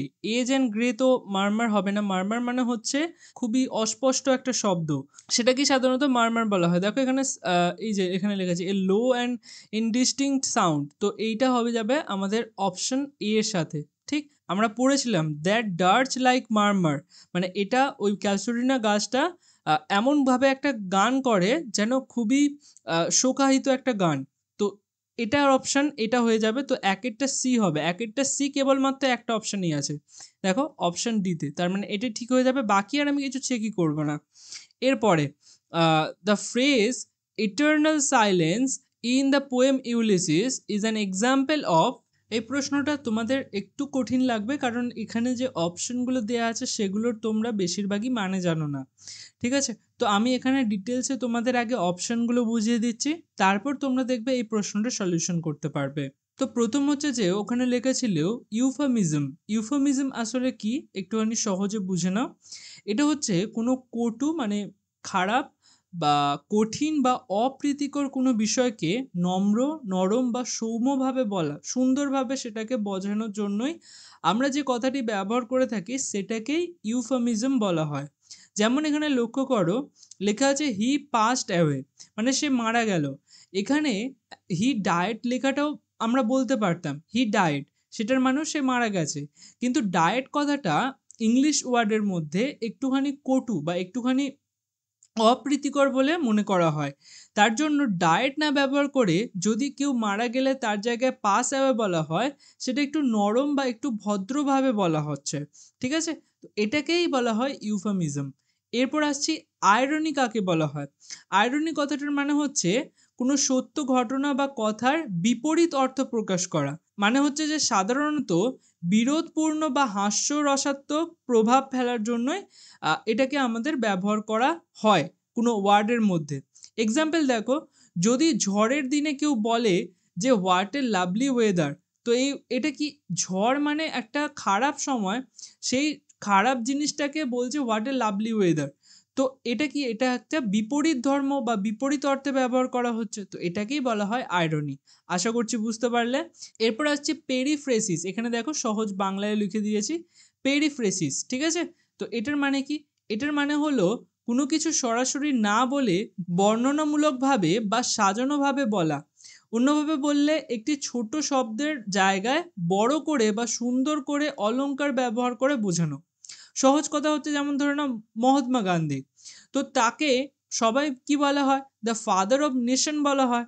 অ্যাকচুয়ালি এখানে মহাত্মা গান্ধীর সম্বন্ধে আমরা একটুখানি বাড়িয়ে চড়িয়ে বড় করে তার নামটার সাথে আরও কিছু অলংকার আমরা অ্যাড করলাম, এটাকেই বলা হয় পেরিফ্রেসিস। ঠিক আছে, এরপর আসছি সিং। এই উচ্চারণটা খুব ভালো করে দেখো, সিনেকডোকি, SYNECDOCHE, সিনেকডোকি, এরকম উচ্চারণ হবে। হ্যাঁ, এটা হচ্ছে একটা অলংকারের ধরন, যেখানে অংশ দিয়ে সমগ্রকে বোঝানো হয় অথবা সমগ্রকে দিয়ে অংশকে বোঝানো হয়। মানে কোনো একটা নির্দিষ্ট পার্টকে দিয়ে হোল, সেই হোল অংশটাকে, পুরো অংশটাকে বোঝানো হয়, বা কোনো একটা গোটা অংশটা নিয়ে একটা ছোট্ট তার মধ্যে একটা ছোট্ট অংশকে বোঝানো হয়। এক্সাম্পল দিলে বুঝতে পারবে, যেমন লেখা আছে নাইস হুইলস। নাইস হুইলস যদি আমরা কথার মধ্যে ব্যবহার করি, এখানে হুইলস মানে তো প্রথমত আমরা জানি চাকা, কিন্তু হুইলসের আরেকটা মানেও হয়, সেটা হচ্ছে যে একটা গোটা গাড়িকে রিপ্রেজেন্ট করে সেটা। তো নাইস হুইলস যদি বলি, তার মানে সেটা বলা হচ্ছে যে খুব ভালো গাড়িটার সম্বন্ধে বলা হচ্ছে। ঠিক আছে, আরেকটা সহজ এক্সাম্পল দিলে তোমরা বুঝতে পারবে। লেখা আছে England won the world cup. যদি এরকম আমরা বলে থাকি না যে এই দেশটা জিতেছে, তো এর মানেটা কি, এর মানে ইংল্যান্ড জিতেছে এমনটা নয়। এর মানে হচ্ছে যে ওই ক্রিকেট টিমটা, পুরো ক্রিকেট টিমটাকেই বোঝানো হচ্ছে যে পুরো ক্রিকেট টিমটাই জিতেছে। বুঝতে পারলে? তাহলে সিনেকডোকি কি, দেখো এবার তোমরা খুব সহজে বলতে পারবে। দেখো লেখা আছে the phrase eternal silence in the poem Ulysses is an example of. এবার এই যে ইটার্নাল সাইলেন্স আমরা পোয়েমের মধ্যে দেখেছিলাম ব্যবহার করা হয়েছে, তো এই ইটার্নাল সাইলেন্সটা আসলে কি, এটা হচ্ছে অ্যাকচুয়ালি পোয়েমের মধ্যে যখন মৃত্যুকে বোঝানো হয়েছিল, যে মৃত্যুর ওপারেও আরও কিছু আছে, বা মৃত্যুকে দূরে রেখেও তিনি আরও কিছু দেখতে চান, আরও কিছু জানতে চান, সেটাকে ইটার্নাল সাইলেন্স হিসাবে দেখানো হয়েছে। যদি ডাইরেক্ট লেখা হতো ডেথ, তাহলে সেটা আমাদের একটুখানি কঠিনভাবে বলা হতো, কিন্তু সেটাকে সহজভাবে নরমভাবে বলার জন্য ইটার্নাল সাইলেন্স বলা হয়েছে। আর এটাকে কি বলা হয়, ইউফেমিজম। তো এখানে অপশন বি ঠিক হয়ে যাবে। ঠিক আছে, এই ইউফেমিজম কথাটা তোমাদের এর আগেও আমি স্লাইডে একবার পড়িয়েছিলাম। যেমন ধরো এখানে তুমি লক্ষ্য করো, এটা হচ্ছে তোমাদের ওই যে ক্যাসোডিনেট্রি, হ্যাঁ, তার যে স্লাইডে এখানে আমি ইউফেমিজম কথাটা ব্যবহার করেছিলাম, আর এখানে ডিটেলসে তোমাদেরকে বুঝিয়ে দিয়েছিলাম। সুতরাং স্লাইডের মধ্যেই তোমরা সব কিছু পেয়ে যাবে। ঠিক আছে, যে টার্মগুলো দেওয়া নেই সেগুলো আমি তোমাদেরকে আরও সহজ করে বুঝিয়ে দেওয়ার চেষ্টা করছি। এরপরে দেখো লেখা আছে দ্য ওয়েভস কিসড দ্য শোর। তো এর মধ্যে 4টি অপশন দেওয়া আছে, জেন্টলি, হার্শলি, সফটলি, লাইটলি। পোয়েমটা যদি তোমরা একটু খুঁটিয়ে পড়ো তোমরা অনায়াসে এটার আনসার বলতে পারবে। যেমন আমি তোমাদেরকে দেখাচ্ছি, এখানেই লেখা আছে, এ দেখো এখানে লেখা আছে and the wave gently kissed, দেখো লেখা আছে জেন্টলি কিসড। তো এখানে কোন অপশনটা ঠিক হয়ে যাবে? অপশন নাম্বার এ ঠিক হয়ে যাবে। ঠিক আছে, চলো এরপরে আমরা পরের প্রশ্নে যাচ্ছি। লেখা আছে if Telemachus was not worthy to rule Ithaca what would have been Ulysses vision about Ithaca's future. বলছে যদি টেলিম্যাকাস সেই ইথাকার রাজ্যে রাজ করার জন্য যদি না যোগ্য হতো, ওর্দি হতো, তাহলে এখানে ইউলিসিস ভবিষ্যৎ সম্বন্ধে, ইথাকার ভবিষ্যৎ সম্বন্ধে কি প্ল্যান করতো? দেখো প্রথমত ইউলিসিস বয়স হয়ে গেছে এবং সে ইথাকার রাজা হিসাবেই ছিল, ইথাকায় সে রাজ করছিল, কিন্তু সে চাইছিল যে বাইরে কোথাও ঘুরতে যেতে, ঠিক আছে, নতুন কিছু সন্ধান করতে। তো তার জন্য তিনি চেয়েছিলেন যে টেলিম্যাকাসকে এবার ইথাকার রাজগতিতে বসাবে, এবং টেলিম্যাকাসের সম্বন্ধে তিনি আরও বলছিলেন যে তিনি হচ্ছেন ইথাকার রাজ করার জন্য পুরোপুরি ওর্দি। কিন্তু এখানে একটা উল্টো কেস বলছে, যদি টেলিম্যাকাস না রুল করতো তাহলে কি হতো? তাহলে নিশ্চয়ই ইউলিসিসই, যেহেতু সে রুল করছিল, সে তার রুলটাকে কন্টিনিউ করতো। তো এখানে এরকম কোনো একটা অপশন হয়ে যাবে। দেখো এখানে প্রথমে লেখা আছে যে he would lift his people among chaos and misery. তো সে ওই খারাপ অবস্থায় তার যে মানুষগুলোকে আছে তাদেরকে ছেড়ে দিত, এটা নিশ্চয়ই নয়। He would have thought that Telemachus could be worthy if he went on a voyage, যদি সে চলে যায় যাত্রায় তাহলে হয়তো টেলিম্যাকাস যোগ্য হয়ে যাবে, এটাও নয়। Ulysses himself would have rule Ithaca, হ্যাঁ এই যে ইউলিসিস সে ওই ইথাকার ওপর রুল করতো till Telemachus prove to be worthy as a ruler, যতক্ষণ পর্যন্ত না টেলিম্যাকাস একজন ঠিকঠাক যোগ্য রাজা হতো। তো এখানে অপশন সি ঠিক হয়ে যাবে। এরপর চলো আমরা ড্রামার দিকে যাই। প্রথম যে প্রশ্ন বলছে সেটা হচ্ছে riders to the sea is considered to be one act কি। আমি এটা বলেছিলাম যে ট্র্যাজেডি না কমেডি, এখানে মৃত্যুর কথা আছে, তো এটা হয়ে যাবে অপশন সি ট্র্যাজেডি। তো এরপরে 22 থেকে বলছে ট্রু স্টেটমেন্টটা আমাদের খুঁজে বার করতে।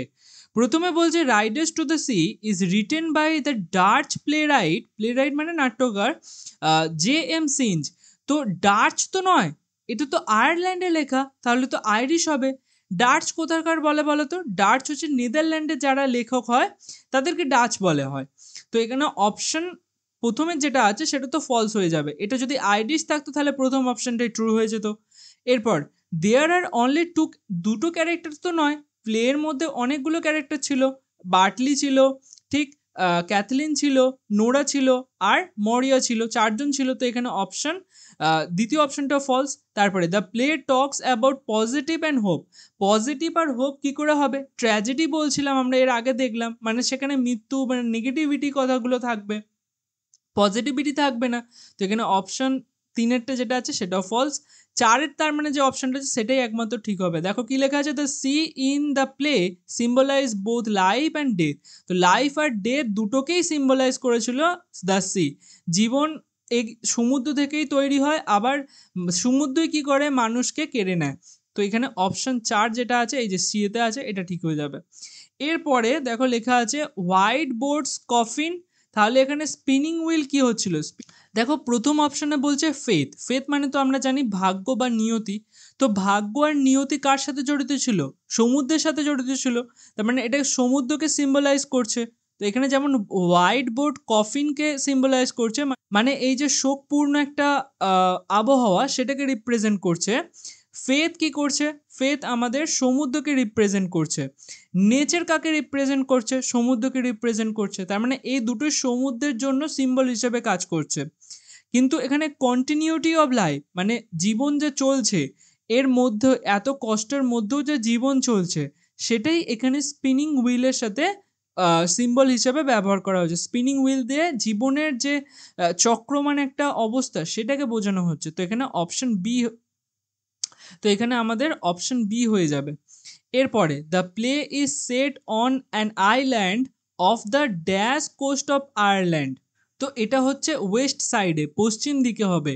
তো অপশন সি ঠিক হয়ে যাবে। এরপর 25 থেকে কি বলছে, কলম ম্যাচিং আছে। তো এখানে লক্ষ্য করো প্রথমে লেখা আছে মেকিং কফিন। তো কফিন তৈরি করা হয়েছিল কার জন্য, এখানে সেটা দেয়া নেই। কে তৈরি করেছিল সেটা দেয়া আছে, দেখো ওল্ড ম্যান। ঠিক আছে, তো কার জন্য তৈরি করা হয়েছিল সেটা আমরা জানি যে মাইকেলের জন্য। তো কফিন তৈরি করাই ছিল। আর বার্টলির জন্য আমাদের নতুন করে কফিন তৈরি করেছিল কে, ওল্ড ম্যান। তো এখানে একেরটা তো সি হয়ে যাবে, একেরটা সি দেখো একটাতেই আছে অপশন নাম্বার ডি। তো এটাই ঠিক হয়ে যাবে, বাকি আর কিছু চেক করার দরকার নেই।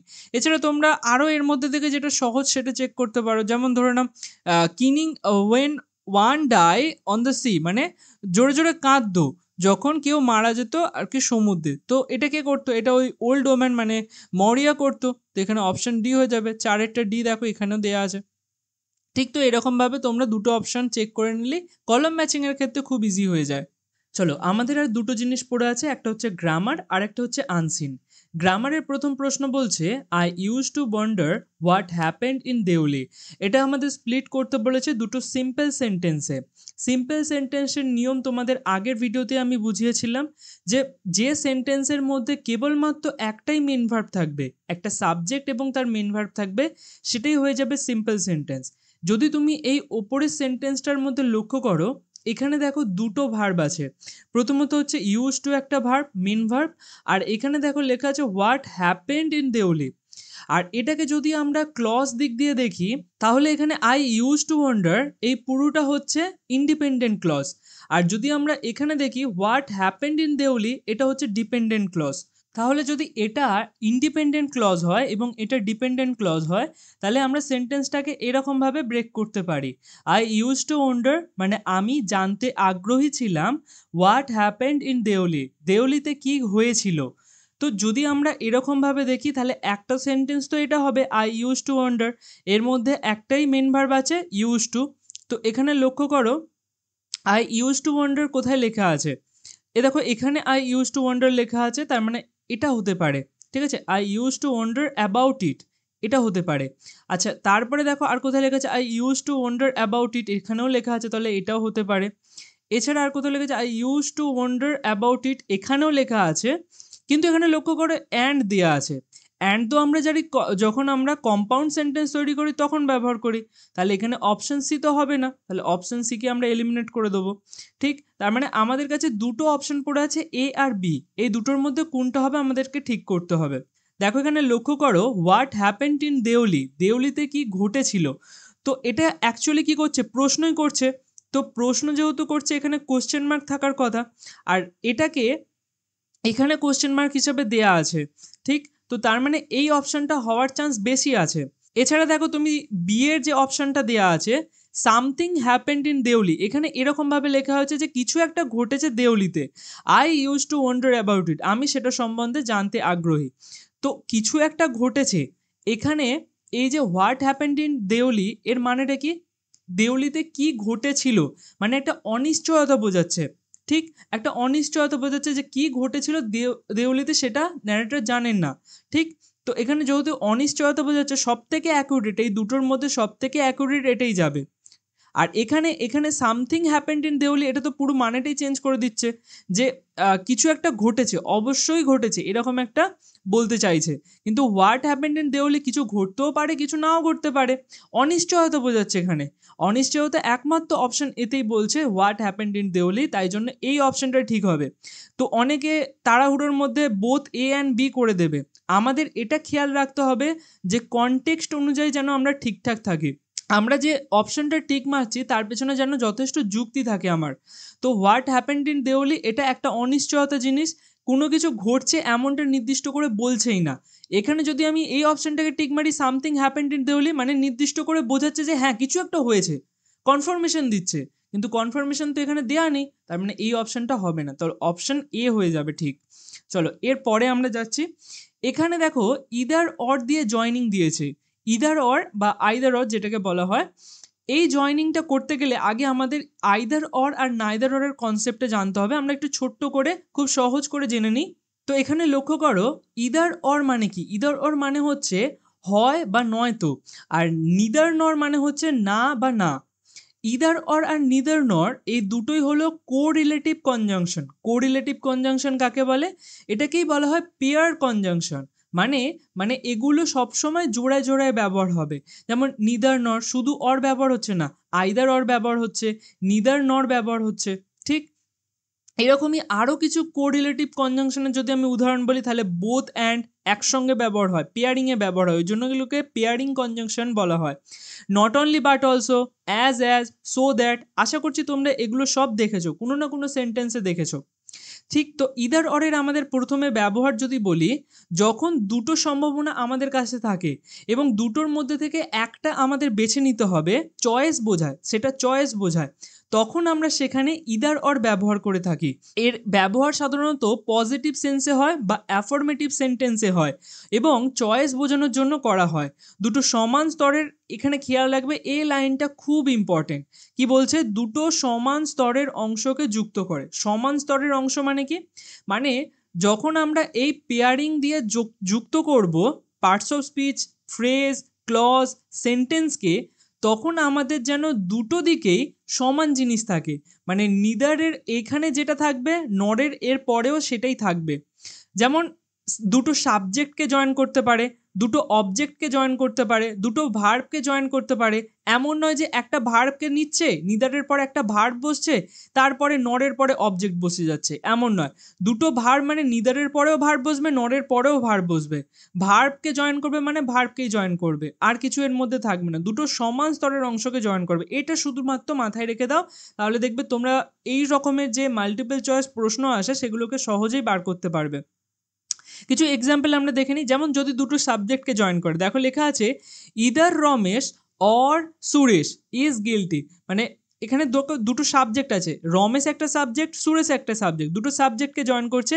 ইদারের পর ফার্স্ট সাবজেক্ট বসছে এবং অরের পরেও সেকেন্ড সাবজেক্ট বসছে, তাহলে এখানে দুটো সাবজেক্টই বসছে। এমন না যে এখানে সাবজেক্ট বসছে আর এখানে ভার্ব বসে যাচ্ছে। Either Ramesh or playing football, এরকম কোনো কিছু লেখা নেই, ঠিক? আর সেটা হলেও ভুল হয়ে যাবে। তো সবসময় খেয়াল রাখবে দুটো সমান স্তরের অংশকে বসানো হয়।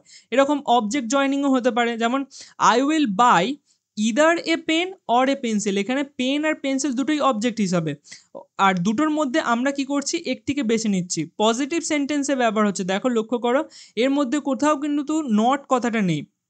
আর নেগেটিভ সেন্টেন্সে ব্যবহার করলে আমরা নিদার কথা ব্যবহার করি। নিদারের দেখো দুটো সম্ভাবনার মধ্যে কোনোটাই সত্য নয় বা কোনোটাকেই আমি চুজ করছি না, সেখানে আমরা নিদার ব্যবহার করি। এটাকে ডিনাইল অর্থের ব্যবহার হয়, মানে কোনো কিছুকেই স্বীকার করছি না, কোনো কিছুকেই অ্যাকসেপ্ট করছি না। নেগেটিভ সেন্টেন্সে ব্যবহার হয় নিদার নর, ঠিক আছে?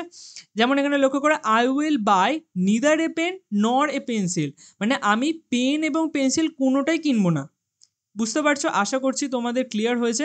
আচ্ছা, এখানে সব থেকে ভুল যে জিনিসটা হয়, আর এটা ইরর ডিটেকশনেও আসে, তোমাদের ইরর তো একটা করে আসে, সেখানে এই ভুলটা প্রায়শই দেয়। যে যেমন এখানে লক্ষ্য করো, I did not like either tree or coffee. এখানে ডিড নট ব্যবহার হচ্ছে মানে নেগেটিভ সেন্টেন্স, আবার এখানে ইদার অর ব্যবহার হচ্ছে। আমরা এই শব্দে কি পড়লাম, যে নেগেটিভ সেন্টেন্সের ক্ষেত্রে নিদার নর ব্যবহার হবে। তার মানে সেন্টেন্সের মধ্যে আমরা ডিড নট লিখতে পারবো না, এরকমভাবে লিখতে হবে, আই লাইক নিদার টি নর কফি, এই সেন্টেন্সটা ঠিক হয়ে যাবে। এরকমই আরেকটা ভুল থাকে, সেটা হচ্ছে যে neither he or his brother come. আমরা দেখেছিলাম নিদারের পর কি হয়, নর ব্যবহার করা হয়, আর ইদারের পর কি ব্যবহার করা হয়, অর ব্যবহার করা হয়। তাহলে এখানে নিদারের পর অর দিয়ে দিয়েছে, তো অর তো এখানে হবে না, এখানে নর ব্যবহার হবে, এই সেন্টেন্সটা ঠিক হয়ে যাবে। তো এইরকম ছোটোখাটো ভুল দেবে, আর সেই ভুলগুলোকেই আমাদের কারেকশন করতে হবে। এবার যদি তোমরা প্রশ্নটা লক্ষ্য করো, লেখা আছে I have not tried the death penalty. এখানে লেখা আছে I have not tried imprisonment for life. তাহলে দুটোর মধ্যে দেখো কোন জিনিসটা কমন আছে। এখানে দেখো আই হ্যাভ নট ট্রাইড, এখানেও লেখা আছে, আর এখানেও লেখা আছে আই হ্যাভ নট ট্রাইড। মানে দুটোর মধ্যে এই যে সাবজেক্ট এবং ভার্বের অংশটা কমন আছে। পার্থক্য কোথায় তৈরি হচ্ছে, কোন জায়গায় চয়েস জিনিসটা তৈরি হচ্ছে, যে অবজেক্ট পার্টটা আছে সেটা, ডেথ পেনাল্টি যেটা আছে সেটা। তো এখানের মধ্যে, আর এখানে দিয়েছে ইমপ্রিজনমেন্ট ফর লাইফ, তো এখানে অবজেক্ট অংশের মধ্যে আমাদের ডিফারেন্সটা তৈরি হচ্ছে বা চয়েসটা তৈরি হচ্ছে। তাহলে আমাদের ইদার অর কোথায় ব্যবহার করব, এই যে ডেথ পেনাল্টি বা অবজেক্ট যে জায়গাটা আছে তার আগে ব্যবহার করব। দেখো প্রথম যে অপশানটা লক্ষ্য করো, I have not tried either death penalty or imprisonment for life, তাহলে এখানে ইদার ডেথ পেনাল্টি আর অর ইমপ্রিজনমেন্ট ফর লাইফ, এই অপশানটা তো ঠিক হয়ে যাবে। তারপরে দেখো লেখা আছে দো তো ব্যবহার হয় না ইদার অরে, হ্যাভিং নট ট্রাইড এরকম তো কোনো কিছু সেন্টেন্সে ব্যবহার করা হবে না, যেরকম সেন্টেন্স দিয়েছে সেরকমভাবেই আমাদের লিখতে হবে, খালি যেখানে জয়নিং হবে সেই জায়গাটা আমাদের জয়েন করতে হবে। এখানে লেখা আছে I either have tried death penalty, have I or imprisonment, তো এখানেও ঠিকঠাক মতন দেখো কানেকশন হয় না, ইদার এক জায়গায় দিয়েছে এক জায়গায় অর দিয়েছে, আমরা এই সবে পড়লাম যে দুটো সেম জিনিসকে জয়েন করবে, তো এটাও ভুল হয়ে যাবে। তার মানে আমাদের একমাত্র অপশন এতে কি হয়েছে, এটা ঠিক হয়েছে। এটা সব থেকে বেস্ট হতো যেহেতু এখানে নট ব্যবহার করেছে, নিদার দিয়ে জয়েন করা। চলো এর পরে যে প্রশ্নটা আছে সেটা হচ্ছে ন্যারেশন চেঞ্জ। লেখা আছে the poet said his puny of spring live about and play. এখানে লক্ষ্য করো বাইরে কি আছে, বাইরে আছে সিম্পল পাস্ট, আর ভেতরে কি আছে, ভেতরে আছে সিম্পল প্রেজেন্ট। লক্ষ্য করো এখানে এই দেখো প্লে সিম্পল প্রেজেন্ট, তো আমরা শিখেছিলাম যে বাইরে যদি সিম্পল পাস্ট থাকে ভেতরে সিম্পল প্রেজেন্টে এক স্টেপ পেছনে গিয়ে সিম্পল পাস্টে হয়ে যাবে, তো এখানে প্লেটা কি হয়ে যাবে, প্লেড হয়ে যাবে। লক্ষ্য করো তো এর মধ্যে কোথাও প্লেড লেখা আছে কিনা, একমাত্র অপশন এতেই লেখা আছে, তো এটাই ঠিক হয়ে যাবে, বাকি আর আমি কিছু চেকই করব না। এরপরে আমাদের কারেক্ট দ্য ইরর দিয়েছে, লেখা আছে inspired this advantages he possessing great innate wisdom. তো এখানে ইনস্পাইট আর ডেসপাইট দুটো কনসেপ্ট আছে, আমি তোমাদেরকে একটু ছোট্ট করে বুঝে দিচ্ছি যাতে তোমরা এটার সলিউশন খুব তাড়াতাড়ি বুঝতে পারো। লক্ষ্য করো ডেসপাইট মানে কি, ডেসপাইট মানে হচ্ছে যদিও আর সত্ত্বেও, ইনস্পাইট অফ এর মানে কি যদিও সত্ত্বেও, মানে দুটোর মানে একই, দুটোর মধ্যে কোনো ডিফারেন্স নেই। ইনস্পাইট অফ মানেও যা, ডেসপাইট মানেও তাই, ঠিক আছে, দেখো লেখা আছে দুটোর মানে একই দেয়। কিন্তু এখানে খেয়াল রাখবে ইনস্পাইটের পরে সবসময় অফ বসে, ইনস্পাইটের পরে সবসময় অফ বসে।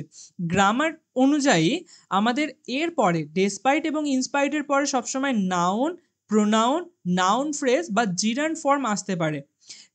আরেকটা জিনিস খেয়াল রাখবে ডেসপাইটের পর কিন্তু অফ আসে না, এটা ডেসপাইটের পর যদি অফ লেখা হয় সেটা কিন্তু সেন্টেন্সটা ভুল হয়ে যাবে।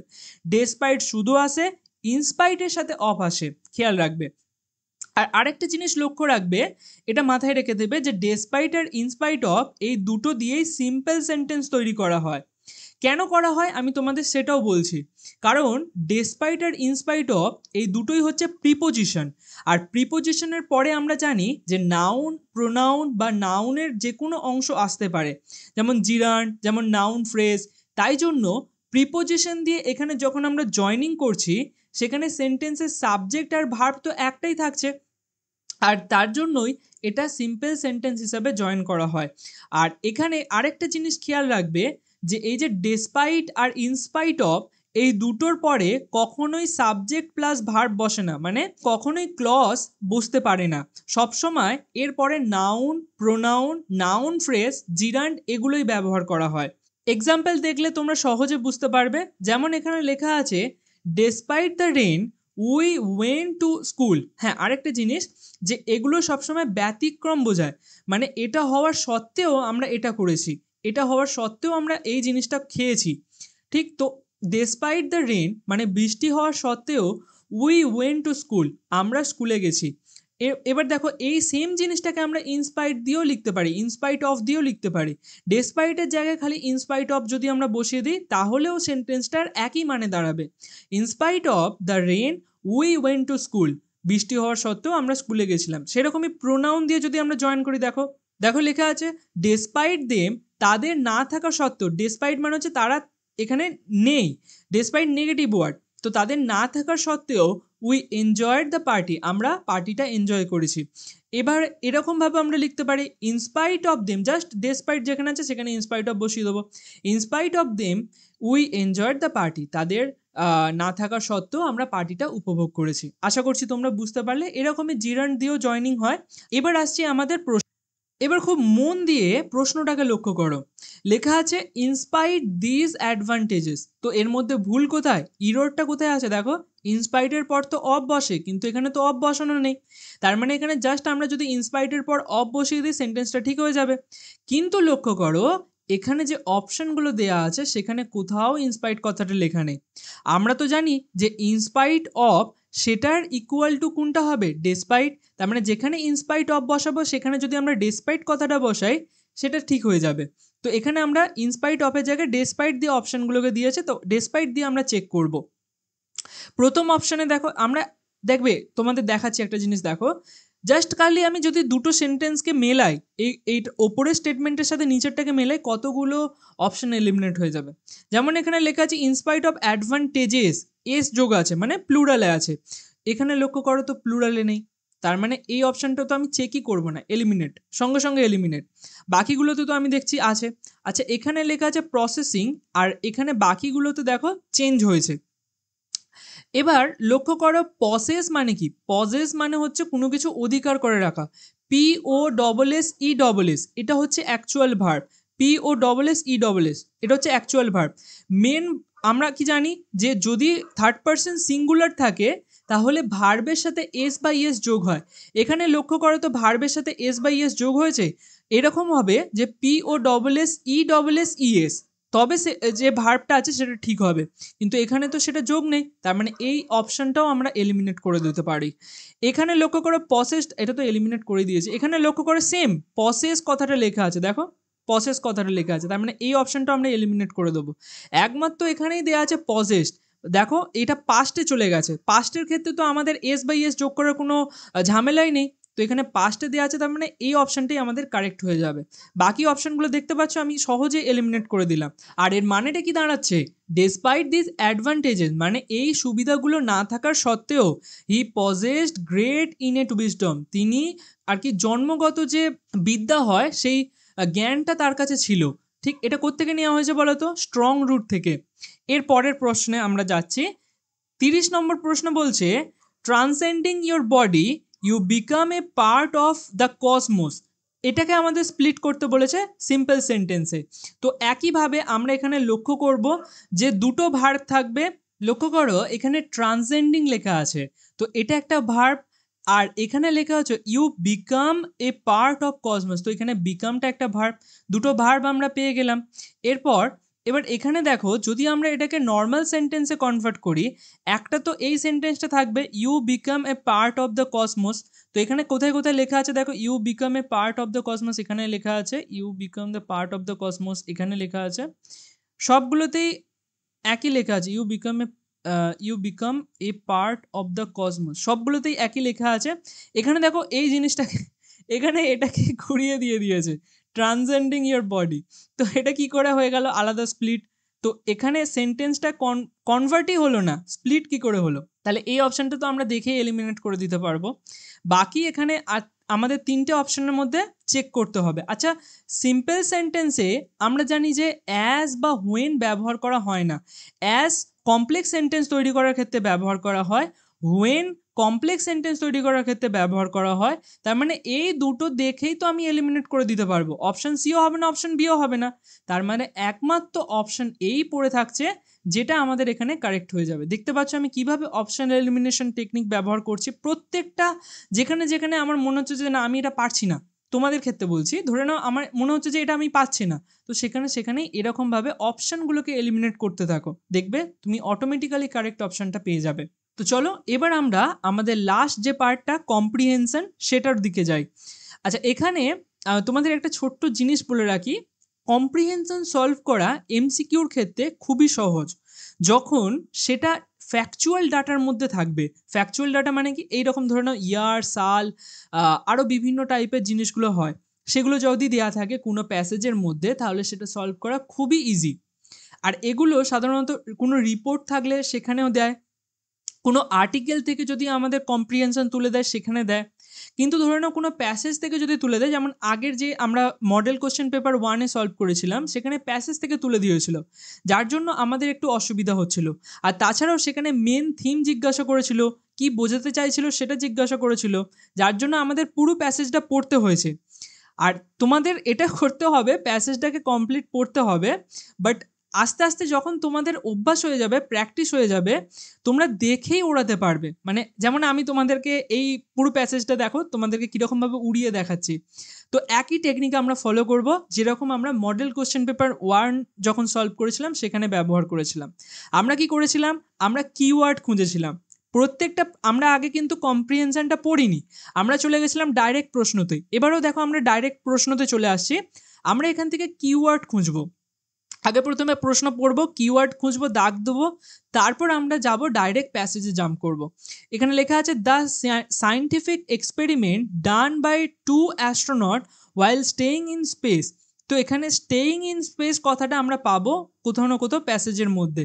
তো এরপরে আসছে 32 দাগে, medical expert will now closely monitor. তো মেডিকেল এক্সপার্ট কথাটা আমরা কোথাও না কোথাও পাবো এবং সেটার সম্বন্ধেই বলা হয়েছে।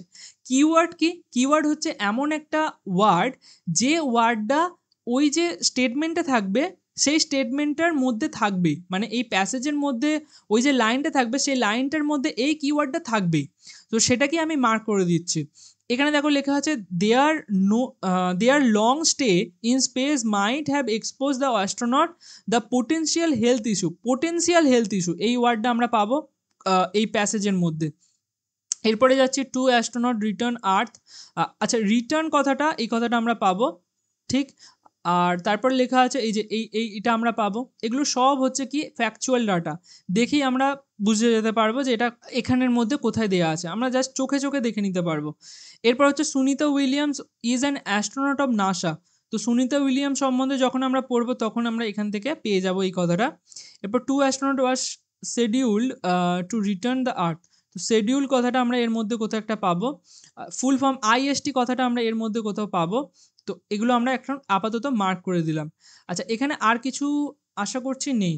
এখানে ভয়েস চেঞ্জ দিয়েছে, এখানে আমাদের ডিটেক্ট করতে বলেছে পার্টস অফ স্পিচকে, আর এখানে কিছু এক্সপ্রেসিং পসিবিলিটি এই কথাটা আমরা কোথাও না কোথাও পাবো, ঠিক।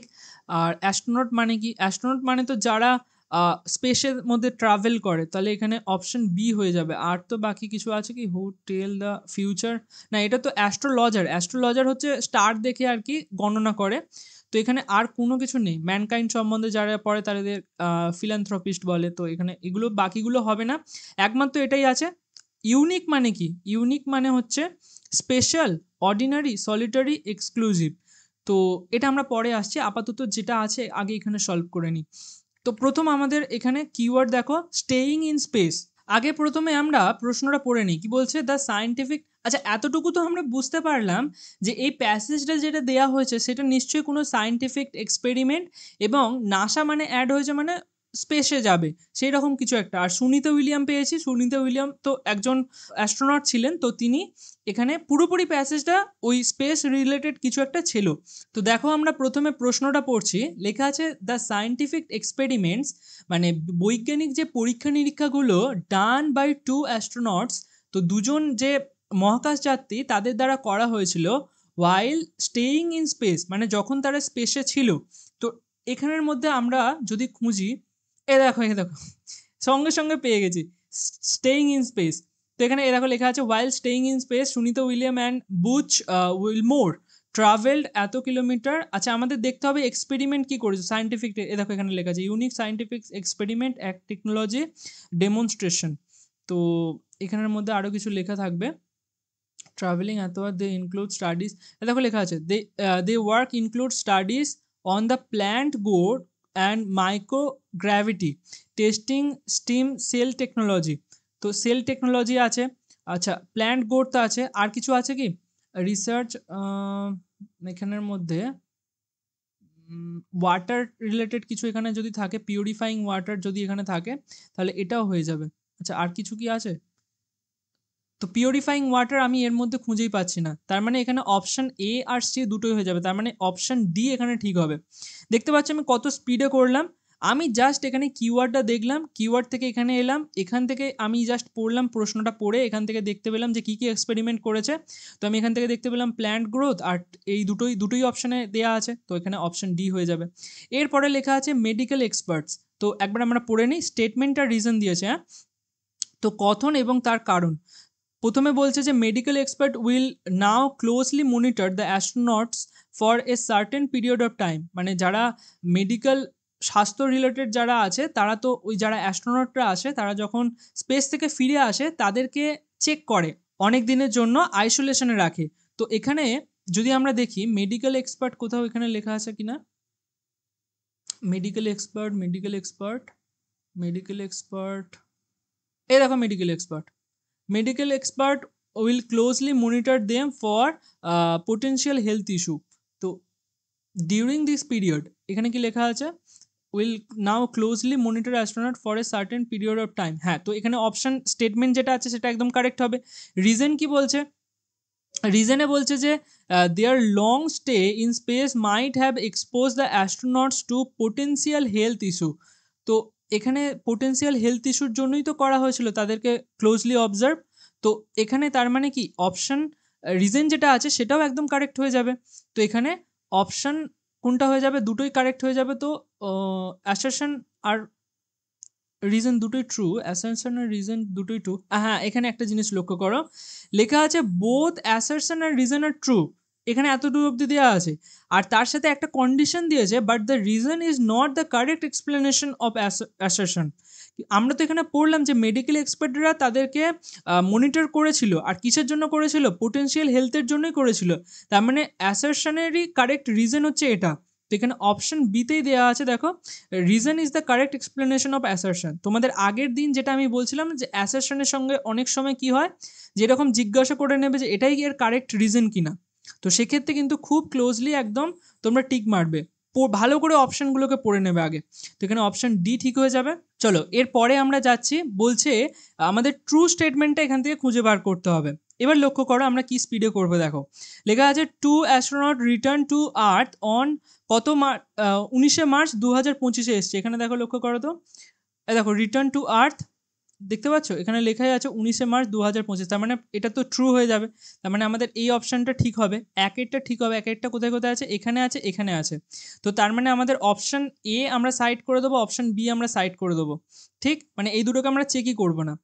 অপশান সিতে দেওয়া আছে, অপশান ডিতে দেওয়া আছে। এবার আমরা লক্ষ্য করো ডিতে আরও একটা এক্সট্রা দেওয়া আছে, তিনে দেওয়া আছে Sunita Williams is an astronaut of NASA. তো নাসারই তো অ্যাস্ট্রোনট এখানে সুনিতা উইলিয়ামস, এই দেখো নাসার অ্যাস্ট্রোনট সুনিতা উইলিয়াম। তার মানে এই অপশনটাও ঠিক, তিনেরটাও ঠিক। তার মানে আমি এখানে অপশন একেরটা ঠিক পেলাম আর তিনেরটা ঠিক পেলাম, তো এটাই ঠিক করে দেবো। আমি প্রথমে কি, আরেকবার আমি এক্সপ্লেন করে দিচ্ছি। প্রথমে আমি কি করলাম, যে প্রথম স্টেটমেন্টটা আমি চেক করলাম। যখনই চেক করলাম আমি দেখতে পেলাম যে প্রথম স্টেটমেন্টটা একদম ঠিকঠাক আছে, যে দুজন অ্যাস্ট্রোনট ফিরেছিল আর্থের মধ্যে 19শে মার্চ 2025-এ। তার মানে এটা যেহেতু ট্রু হবে, তার মানে আমি অপশন এ কেন চেক করব, অপশন বি কেন চেক করব, কারণ একটা তো অপশন এ আর বি এর মধ্যে নেই। তার মানে আমাদের হয় অপশন সি হবে, না হলে অপশন ডি হবে। অপশন ডিতে দেখছি আমি আর একটা এক্সট্রা আমাদের কাছে দেওয়া আছে, যেটা হচ্ছে 3 নম্বরেরটা। আমি এটাকেও চেক করে নিলাম, সুনিতা উইলিয়াম অ্যাস্ট্রোনট ছিল কিনা নাসার। তো এখানে প্রথমেই তো লেখা আছে সুনিতা উইলিয়াম নাসার অ্যাস্ট্রোনট ছিল। তার মানে এই অপশনটাও ঠিক হয়ে যাবে। তার মানে এখানে ডি অপশনটা ঠিক হয়ে যাবে, ঠিক আছে, শুধু সি হবে না। এরপরে the two astronauts were scheduled to return the earth by কোন সময়টা করে, কোন মাসটার সময়টা করে তারা ফেরার জন্য শিডিউল করেছিল। তো আমরা এখান থেকে পরপর চেক করব যে এখানে দেখো, তার মানে কিওয়ার্ড কি ছিল, যে এই প্যাসেজের মধ্যে কোথাও না কোথাও শিডিউল কথাটা তো লাগবে। ঠিক, অপশনগুলো থেকে আমরা কিন্তু কিওয়ার্ড তুলছি না, আমরা প্রশ্ন থেকে কিওয়ার্ড তুলছি। তো শিডিউল কথাটা কোথাও না কোথাও এখানের মধ্যে লেখা থাকবে। তো আমরা একবার চেক করব শিডিউল কথাটা কোথায় লেখা আছে। একটুখানি হয়তো তোমাদের প্রথমে টাইম লাগতে পারে, কিন্তু আমার অভ্যাস হয়ে গেছে, আমি এরকমভাবে খুব স্পিডে করে দিই। যদি ফ্যাকচুয়াল ডাটা থাকে, ফ্যাকচুয়াল ডাটার যদি কোনো আনসিন থাকে, সেটা সলভ করা সব থেকে ইজি। আচ্ছা, এখানে শিডিউল কথাটা এই দেখো, এই দেখো, এই দেখো, they were schedule to return the earth by June. Mid জুনে আসার কথা আছে, মিড জুন দেখো অপশন এতে দেওয়া আছে, তো এটা ঠিক মেরে দেবো। তারপরে আইএসটির ফুল ফর্ম চেয়েছে, আইএসটি এর মধ্যে কোথাও আছে, আইএসটির ফুল ফর্ম, আইএসটি এখানে আইএসএস লেখা, এ দেখো আইএসটি, ইন্ডিয়া স্ট্যান্ডার্ড টাইম।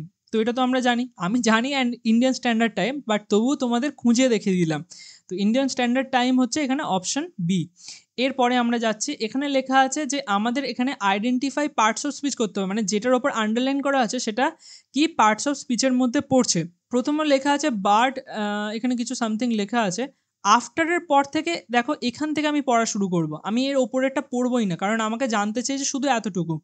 আমি যদি এখান থেকে সেন্টেন্সটা দেখি, এখান থেকে সেন্টেন্সটা শুরু হচ্ছে, দেখো এই ওপরের অংশটাকে আমি চেকই করব না। আফটার হচ্ছে একটা প্রিপোজিশন, আর প্রিপোজিশনের পর থেকে বাকি দেখো শুরু হচ্ছে। এখানে স্টার্লিং ক্যাপসুল ওয়াজ ডিটেক্টেড, তো ডিটেক্টেড এখানে কি, উইথ সেভারেল ইস্যুস, এখানে ডিটেক্টেড কি, এটা একটা ভার্ব।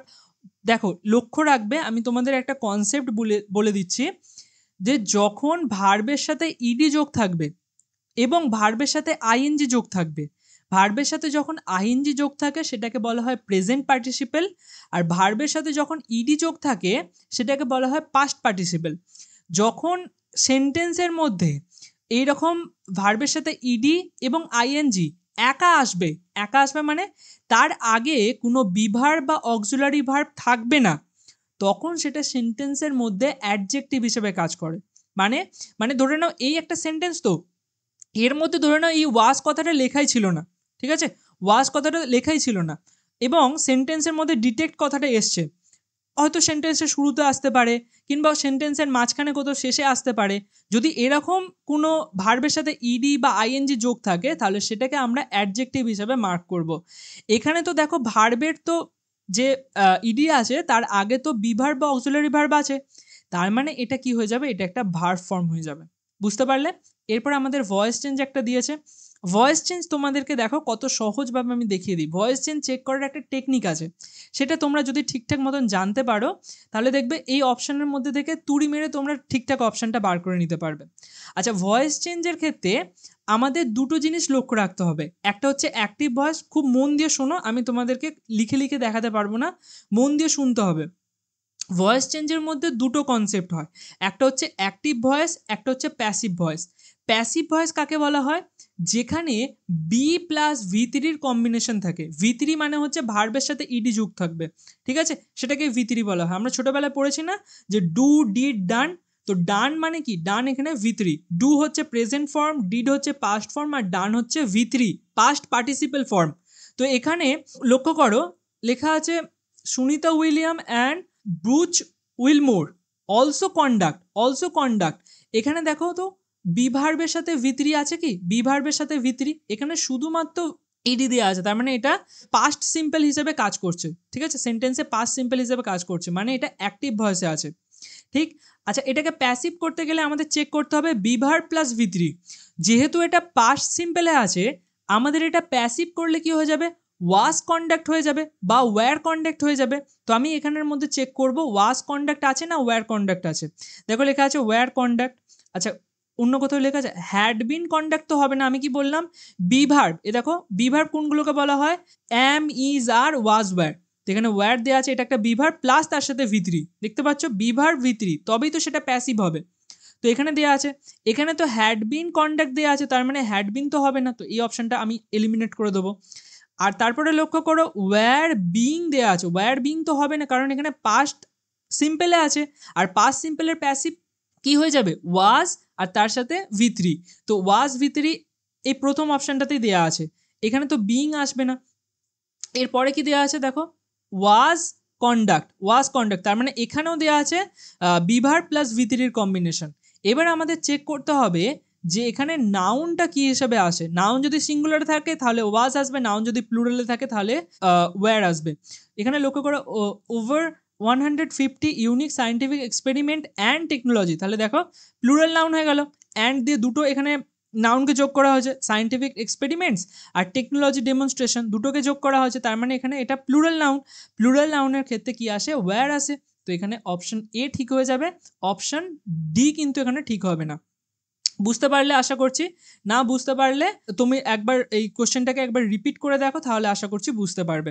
এরপরে আসছি, দেখো লেখা আছে এক্সপ্রেসিং পসিবিলিটি, এই কথাটার মানে কি, which among the following means expressing possibility. এবার এখানে লক্ষ্য করো আমি কিভাবে সলিউশনটা করছি। দেখো যদি আমরা এখানে দেখি এক্সপ্রেসিং পসিবিলিটি মানে কোনো কিছু একটা হওয়ার সম্ভাবনা এরকম বোঝাচ্ছে। আচ্ছা, ডিলে মানে কি, ডিলে মানে তো দেরি করা, তাহলে অপশন এ হবে না। ইনিশিয়াল মানে হচ্ছে একদম শুরুতে, বিগিনিং যেটাকে বলা হয়, ইনিশিয়াল স্টেপ বলে না, ইনিশিয়াল স্টেপ মানে একদম শুরুর স্টেপ। তো এখানে অপশন সি মানে তো ইনিশিয়াল, তো পসিবিলিটি বোঝাচ্ছে না, তাহলে সিও হবে না। আচ্ছা, এক্সপোজার মানে কি, এক্সপোজ করা মানে কি, কোনো কিছুকে রিভিল করা, কারোর সামনে রিভিল করা বা বলতে পারো খোলাখুলি সব কিছু দেখিয়ে দেওয়া বা বলে দেওয়া, সেরকম কিছু একটা।